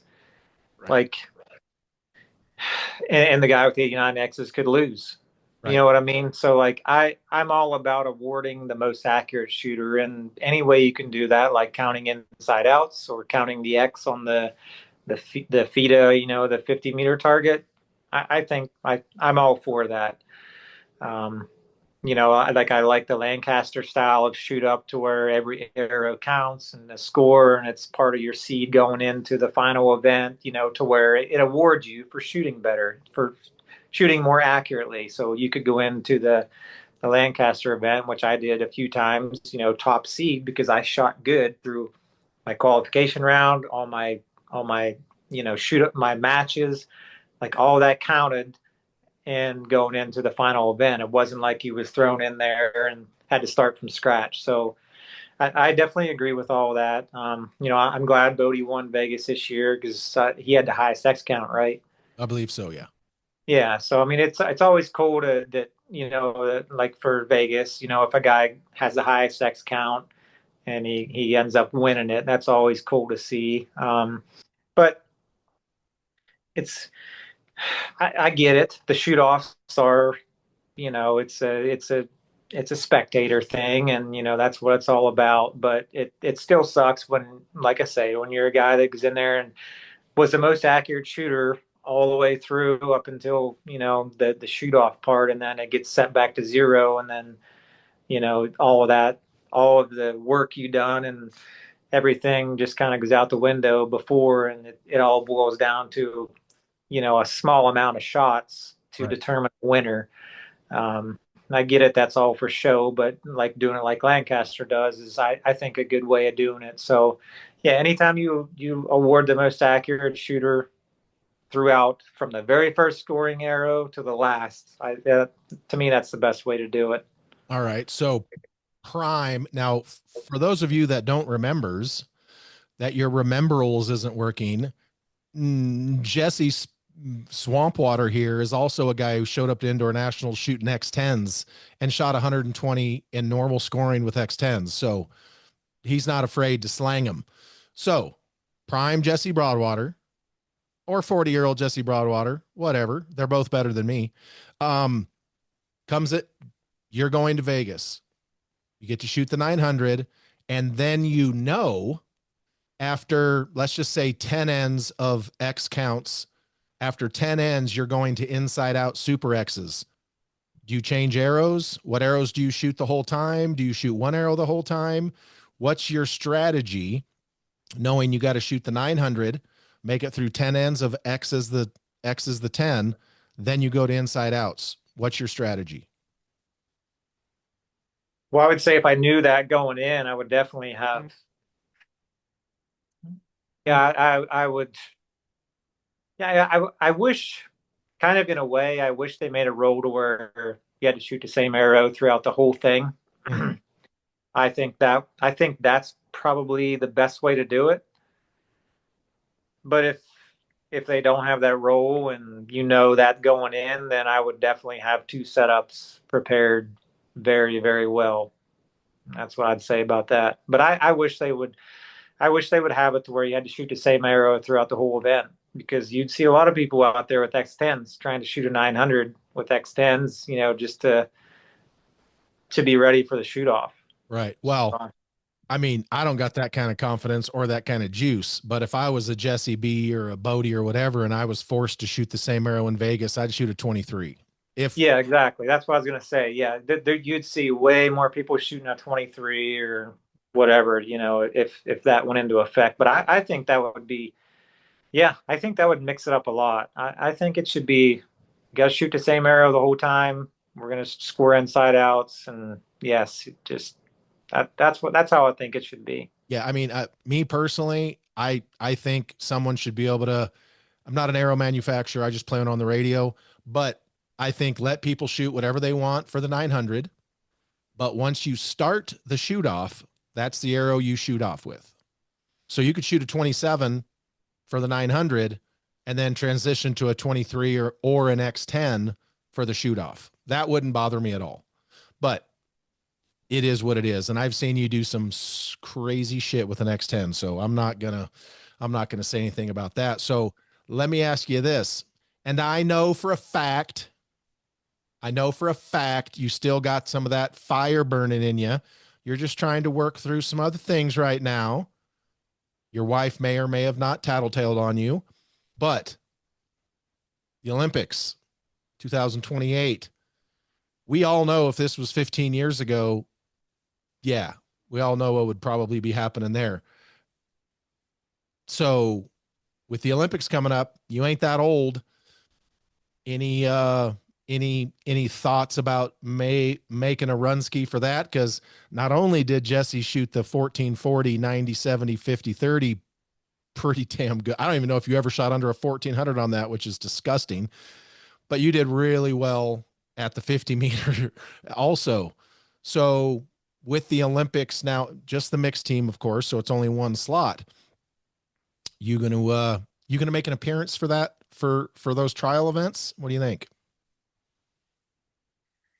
I don't know. We'll see. I don't well, I don't know if any of us have the details on it or what it's going to take as far as qualifying. But as soon as I see what the details are as far as qualifying and whatnot, then I don't know. We'll see. We'll see.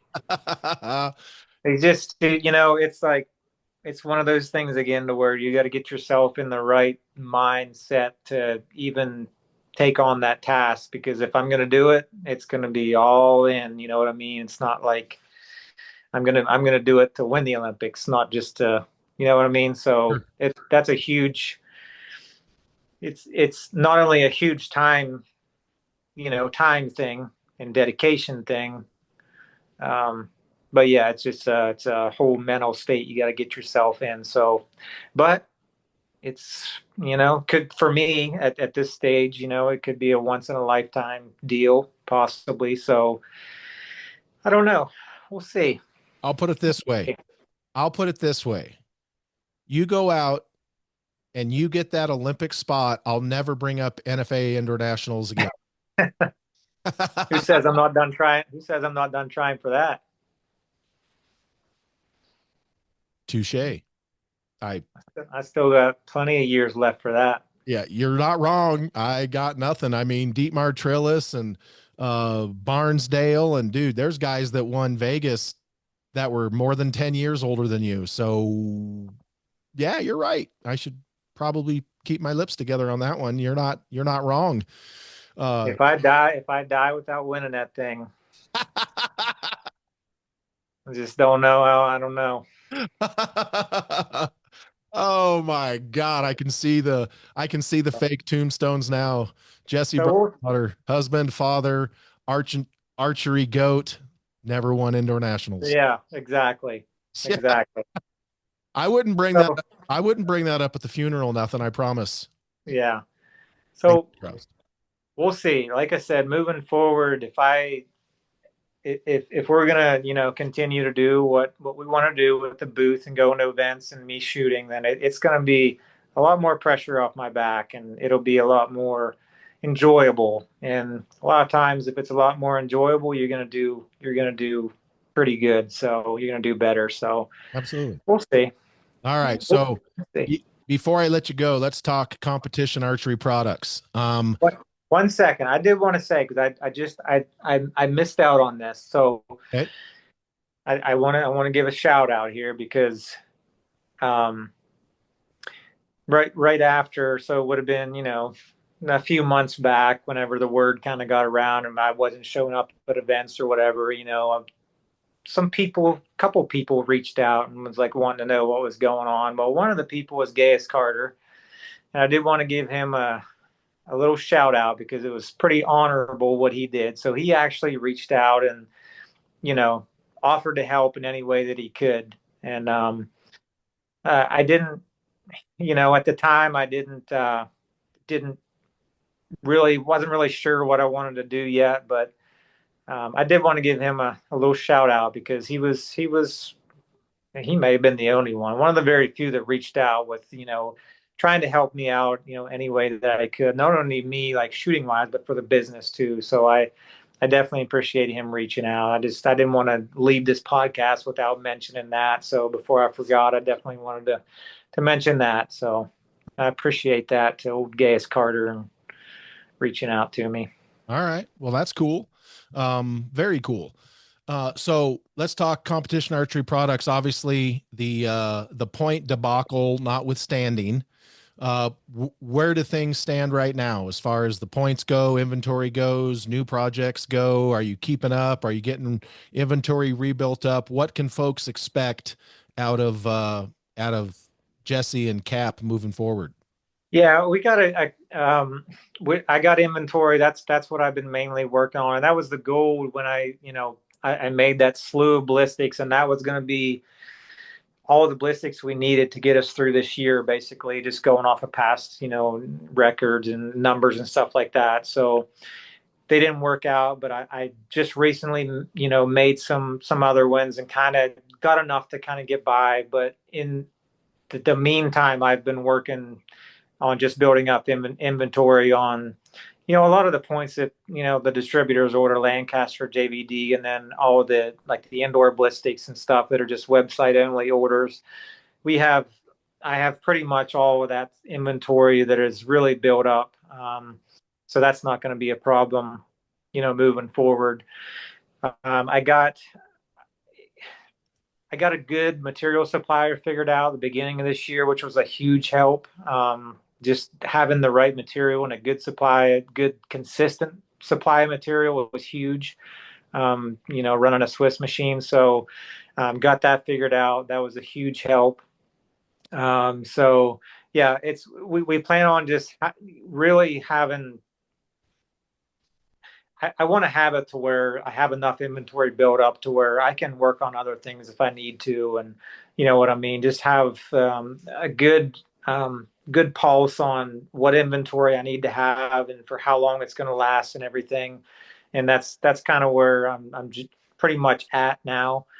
And then we have a couple new things that I've wanted to implement. I wanted to implement last year, like test pack of points, like for different weights and stuff. Because everyone always asks, do these weights accept weight modules and stuff? And we don't do that because we just feel like just a solid point is the most accurate and consistent way to do it. But a lot of people want to experiment with weights, so we're going to have basically a test pack that we're going to offer to people. Everyone loves the black points, so we're gonna black oxide a lot of the indoor points, just to have a little different look, and they won't cost much more. So yeah, we're gonna do that, and then going into next year, I will for sure have enough ballistics built up to where they will not be on back order at all. We're gonna be at events, with a full stock of them, and be moving full steam ahead with them because the ballistics are so popular. It's like it's cutthroat. I mean, if we don't have them, we get hate mail. You know what I mean? It's like I've been waiting on, and I feel bad. I really do because they are an awesome point, and they definitely help, and they do what they're designed to do, and everyone wants them. And the 3D scene is very big, and everyone loves them. So I feel terrible for not having them, but trust me, guys, like I've we've been through the ringer with those things. If it wasn't like having a bad supply of material and the wrong material and or the black ox, the coating being messed up on them or the heat treating not going right. There was a lot of behind the scenes stuff that was going on that, a lot of people don't know that was just they are not an easy point to make because it's not something that I just make and comes right off the machine and goes in the package. They're going to be in other people's hands, and I got to trust those people. And it's taken us some time to, develop enough trust with certain vendors to where I can trust them. So we do. I have an awesome heat treat guy. And the only reason why I didn't use them on that big batch of ballistics was because I was trying to literally save 5 days of turnaround time because we was in crunch time to try to get them ready for like the next ASA was coming up, and then there was going to be a couple more after that. So I was trying to save 5 days of turnaround time. Turned out to be a huge mistake. But I have a really good heat treat guy. Everything I've sent to him has been awesome. And then we have a really good black oxide coating place here. They're both here in Florida, 1 day ground shipping. So it's not a lot of turnaround time as far as shipping goes. So I'm sticking with those guys, and they've proved themselves. So I'm sticking with them. So we will have ballistics built up in the future. So once I get inventory built up to where I'm happy with, so we're going on August. So like we just kind of went through our slow time. It starts picking back up for us like in November for indoor points and stuff. I'm going to have all the indoor points fully stocked up and built up. And then at that time, I'm going to start working on ballistics for the next year to have, those all stocked up and ready to go. So it's been a huge just time thing of trying to manage time with those 300 different point models to try to keep all those built up in stock and ready to go. And, sometimes JVD will order, they order quite a bit at a time. And so I want to have that stuff ready to go. Same with Lancaster. So I don't want to keep people waiting. Nobody likes waiting. So the main thing is just to try to have all the inventory of all point models built up, and we're on track to do that. So it's taken a little bit of time and been some, there's been some learning curves, but it's good. That's how you learn. I've learned a lot, and moving forward, I think we're going to do a lot better job and allow us to go into some different things, and other things that we've been wanting to get into as well. So. All right. So first of all, you're going to need to get some of those 2712 black ballistic and 250 headed my way, son. Sure. Number two is how long until you need another machine? I've needed two more machines forever. Yeah, it's another machine would help tremendously, and two more machines would be awesome. Obviously, there's the financial part of that, but then there's also the place where I'm renting now, which also is kind of a financial thing because I can probably fit one more machine in the place I'm renting now. If I want any more than one, I'd have to rent another space there, which would be another monthly cost. But just one more machine would really help tremendously. It would have helped me out a lot this past year. Moving forward, it would really help out with just keeping inventory built up and allow me to, move on to some other things and other ideas that we have as well. So um, it's just one of those things to where it's just you got to take it slow and steady. And I would never. Well, the machine I bought was new, and I'd done that for a reason, and I'm glad I did because like when you got one machine just starting out, not knowing anything about it, if I was to buy a used one and something broke on it, I'd be screwed. There's no warranty, not a lot of support, costs a lot of money, a lot of downtime. So with a new machine, you get a lot of support, a couple year warranty, and so I'm glad I went that route. But when I go to buy another machine or two, it's going to be, looking on the used market and try to find a decent used one and save a little bit of money there because I literally know enough about them now that I could just order the parts myself and rebuild whatever it needs on there myself. And Right. besides maybe a couple electrical components that I might need a hand on, but yeah. So I mean the goal. I'm all about the Swiss machining. I love it. I absolutely love it. I do. So I mean my dream would be to have a freaking 50 by 100 shop with 10 of those machines in there. Right. Like it really would be there. Once you get the hang of them, and there's so many things that you can do on a Swiss that you can't do on any other machine as far as the type of parts you can do and the accuracy and stuff that you can hold on them that there's a lot of work out there for them. So, Sure. and I love doing it, and I've got the hang of it now to where I feel like I can manage, at least three machines by myself pretty easily during the day once they're set up and going. So, All right. little by little, we'll get there. There you go. So, all right, here comes the thing that, especially given the context of this podcast, this will be probably your favorite thing in the world. But can we expect to see more Jesse Broadwater personally and professionally, competition archery products and his personal brand? Can we expect to see more of you on our phones, on the socials? Yeah, I mean, I think that's such an important part of everybody's life, everybody's everyday life these days. And I'm on Levi's side with this. I watched his podcast, and I'm right there with him to where I don't like social media now for entertainment purposes occasionally, but like I can't stand a lot of things that people post on there. So, but yes, I will, and the main reason is because I know that I have a huge following, and the following and the fans and especially like the kids and stuff. I know they look up to me, and they're probably wondering what's going on. And to them, whatever you got to. 7, 8, 9, 10-year-old kid that, they looked up to me and they saw me at these shoots all the time, and then I just vanished. And I feel terrible for that. And hopefully this can, kind of explains that, explains a lot to them of what's going on and why I kind of vanished. But um, for those guys, for the business, and then just for pure entertainment only, yes, I will try to do better with keeping up with social media, because I know that's important to everyone, and it's going to be different moving forward. I think actually this podcast, is kind of like an icebreaker. I'd literally just been on a hiatus to where I've just been like just in a funk, because my whole life with social media has been a marketing figure for for being a professional archer and for the brands that I represented. And it's not that that's a bad thing. And I understand that that's an important thing, especially now owning a business. I know how important, social media is to marketing and for your business. I get that part of it, but I just got so burnt out on it, because with archery and the type of post that's out there, a lot of times it's like the same thing. It's repetitive. It's like, um, yeah, it just kind of gets, I don't know. I forget. I can't think of the word. The Hashimoto's is kicking in. The word I'm looking for. Saturated, oversaturated, with Monotony. like the same posts Yeah.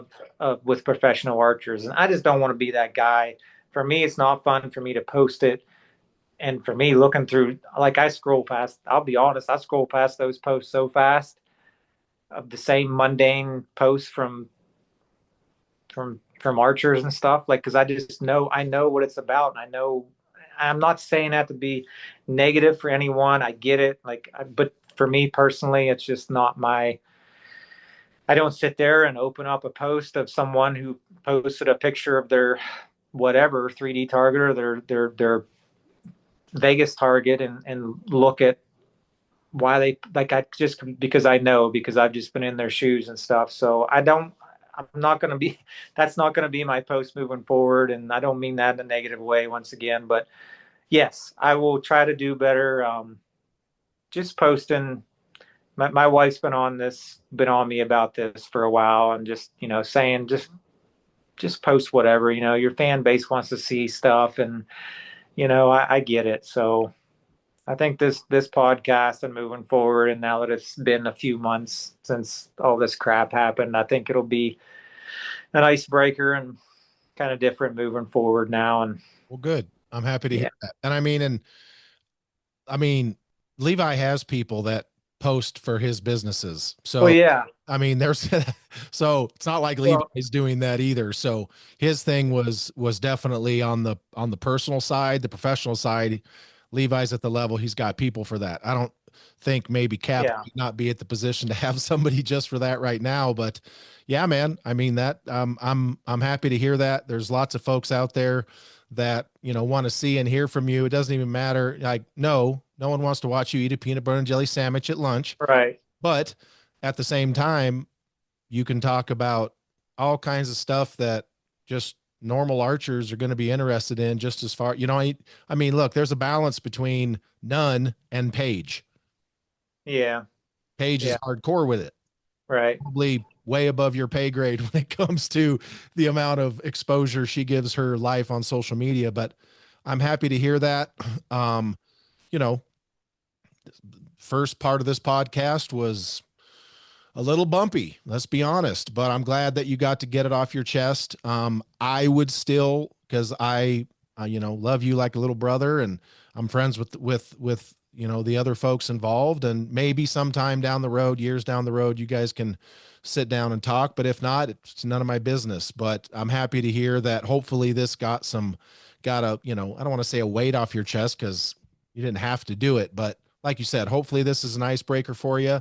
And no one's going to take away your birthday.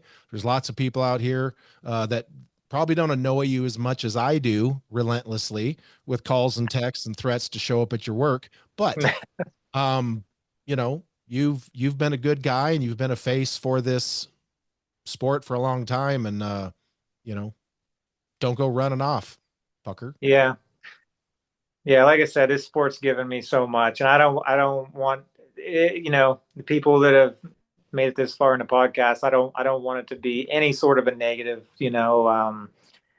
feeling or whatever. It's just, but I mean, facts are facts and the truth's the truth. And I'm here to speak, a lot of my mind. And that's what this podcast was about.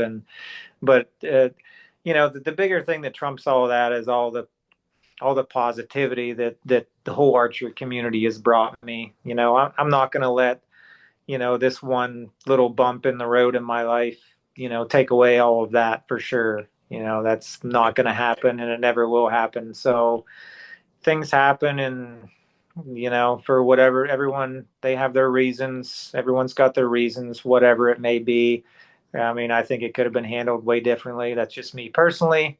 Maybe they had reasons, but it should have been discussed with me.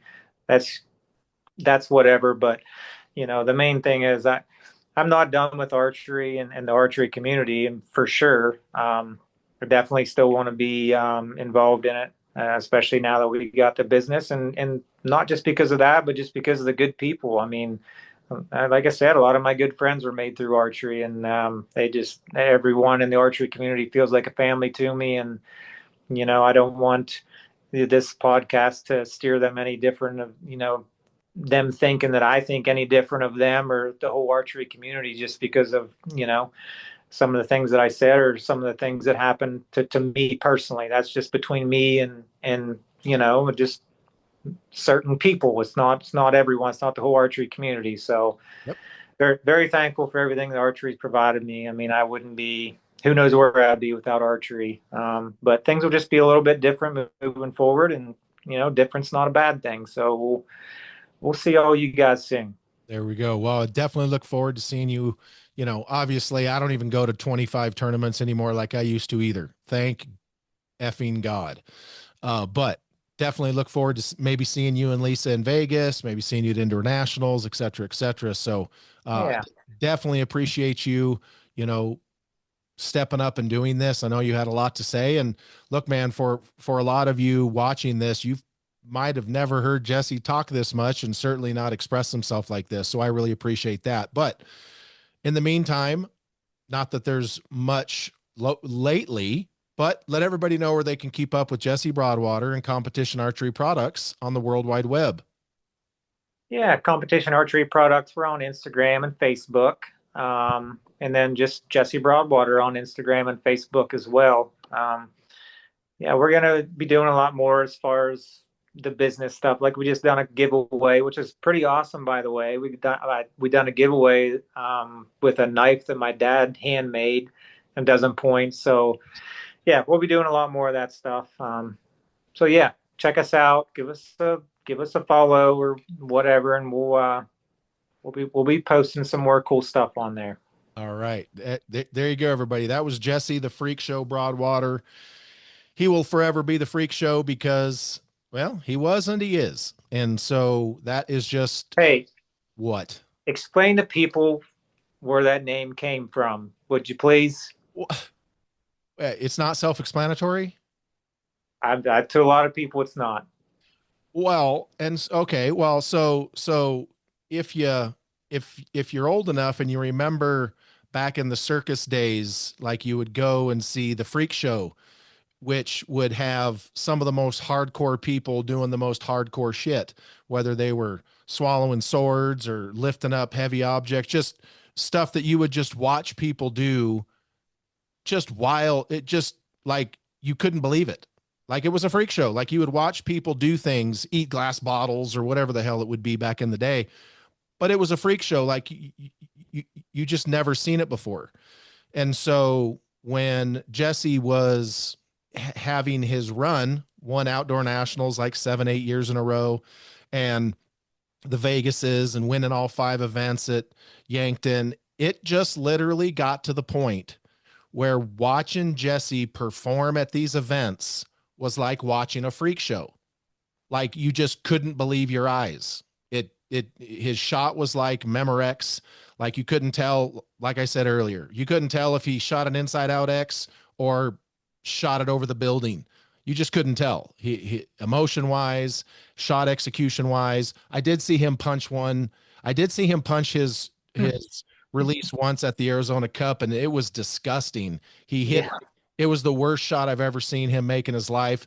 And he came off the line laughing and said, I felt dirty because he was running out of time. He had to do it. It was terrible to watch. But so I started calling him the freak show because when you would see him perform at these events, it didn't matter if he was behind. If he was behind and he was only a few points behind you, sorry, bro. It's bad. He's coming. It's bad. You're going to have a red dot on your forehead. He's coming for you. And if he's ahead, he ain't giving you shit. And so watching him perform at all of these events was literally like watching a freak show. Like you hadn't really seen it before. We had seen Dave be dominant. We had. And then Jesse started competing with Dave, and Dave still did good. Don't get me wrong. But Jesse would go and do things indoors, outdoors, winning Reading 3 times in a row, dropping one in Reading with what looked like a kid's bow at the time. It wasn't a kid's bow, it was a small bow. And just the things he did, it just didn't make sense. It just didn't make sense. No matter what the circumstance was, Jesse came through. And it was, you just couldn't believe your eyes sometimes. So I started calling him the freak show. And it stuck. And so that's where the freak show came from. He probably wishes it meant something else, but it doesn't. I So was wondering all these years what it was. yeah, that's what it was. Like I mean, if you Google, freak shows from the past and you see these, I'm not talking a woman with a beard. That's pretty common these days. Or the 400-pound man who is now not even the biggest person in a Walmart, but literally some of the, true freak show stuff they would do. That's what it was like. It was like there was time. Speaking of you winning that stupid car, and I don't give a shit how long this podcast is. Um, like when I forced you to shoot for that car, I had a water bottle. I took your bow over there and you started shooting, you started walking back, and I was watching, and you literally shot that last arrow, and it was pipe. And I just threw the water bottle up in the air and turned around and walked off. Lisa came and hugged you. I just walked away. I was just like, this mother, right? Dude, you just couldn't believe your eyes. That's what it was like back then to watch you shoot and perform. And then, I mean, folks, you need to understand, like when I first started doing the bee stinger thing, Shane and Jesse would come and like at the Iowa Pro-Am, I'd be set up next to Lancasters, just slanging bee stingers like they were crack. And Jesse and Shane would come just stand there. And when Jesse said he's an introvert, he's not joking. And Shane's even worse. And so they would come stand there, and there's Shane and Jesse, and people are like, what the hell are they doing over there? And I'm like, well, they're standing there looking awkward. But so I literally started handing Jesse bows, and he started installing bee stingers for people. And from that moment on, Jesse Broadwater became an absolute savage when it came to working booths. Once he just got that little kickstart, then he was every single sponsor he was in their booth for hours and hours, just talking to people and helping people. And so it doesn't take much to get Jesse going in that regard. Back then, the whole braces and everything, he just needed a little bit of a kickstart. So I was happy to put my size 14 right on his butt cheeks and give him a push. And he absolutely crushed it. He became an absolute savage in the booth. He probably set up, I don't even remember how many bee stinger rigs he set up that weekend, but it was a bunch. And then people just loved talking to him and being able to interact with him. And so, yeah, the whole freak show thing was a earned moniker because we hadn't seen it. And yes, it's cool what these kids are doing nowadays. And yes, some of the shoot offs are spectacular and the scores are great. And I don't want to disrespect nobody, but Jesse was doing that shit 12 years ago. Sorry. Sorry, not sorry. And so, I mean, we were tracking X's in field before we actually started tracking them. It was wild, folks. It was wild. And so, that's where the freak show came from. And I'm glad it stuck because it's true. It's no different than Levi with the manimal. half man, half animal, because the shit he did on the 3D course for all them years was freaking ridiculous too.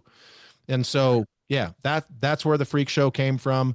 And it's kind of funny that someone that is as reserved as you has such an aggressive nickname, but it fit. It was the freak show was based off of you shooting and performing with your bow, not your personality. So that's what, There you have it. there you go. So, all right, everybody, that was Jesse Broadwater. Love that kid. He is, I really think this podcast was what the doctor ordered. And by the doctor, I mean Lisa.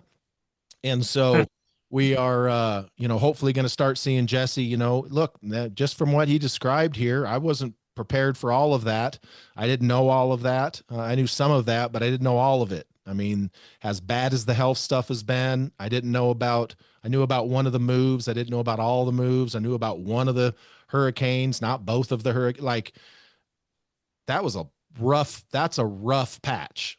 And so to be having to deal with all that stuff and shoot at a freak show level, yikes. I'm good. Yeah, it's no wonder. It's no wonder when everything came to a head, he just unplugged. I mean, it makes a lot more sense to me now. And if I showed y'all my unanswered calls and text chain to Jesse, you would wonder who has the issue, him or me. But he's my boy, and I kept trying, and I'll always keep trying. I tried to find the meme I had made of hunting for Red October with you on it from way, way, way back in the day. But anyway, so I'm happy to hear Jesse, get some of that stuff off of his chest. Business is business, like Jesse said. Business is business, and sometimes hard decisions are made, and people are going to have feelings both ways. So hopefully, like you said, this breaks the ice for him, and he can understand that, and he knows there's thousands of us out here that, want to hear from him, want to interact with him, but he's running a business now. His shooting and himself is not exclusively his business anymore. So I don't expect him to, like, all of a sudden become, super responsive, and he's got to run a machine. And as far as I can tell, he still has all 10 fingers. And so if you're running, if you're a machinist, he's Nah, he's holding up 9. But look, if you're running machines like that, that's a dangerous gig. So you can't be chit chatting on the phone, and you can't be doing all that kind of stuff. So I really appreciate Jesse coming on. I think that this might be his reset button was definitely hit for this year. I wish him the best on the health stuff. I don't have anything I can offer for the Hashimoto's, but I certainly hope he continues to fight that. I am 100% confident we will see Jesse Broadwater shooting tournaments again in the not too distant future. I have no doubt about that. And so I will just leave with this. I've beaten Jesse Broadwater before, but it was only with his own bow. And yes, I cheated one of those times. And I still have the dollar bill to prove it. But anyway, that's going to be it for the podcast today, folks. If you made it all the way through this, I appreciate you. This was partially educational and partially therapeutic, and I got no problem with it. Mike, the cat, continues to want to say hi to Jesse, but aw. it is. But yeah, folks, appreciate you guys. Whatever you're doing this upcoming weekend, I'm actually headed to Europe to hang out with Seb and visit some shops next week. But you guys be safe out there. You guys know the drill. We want to hear from you, not about you. And as always, everybody, love, peace, and chicken grease.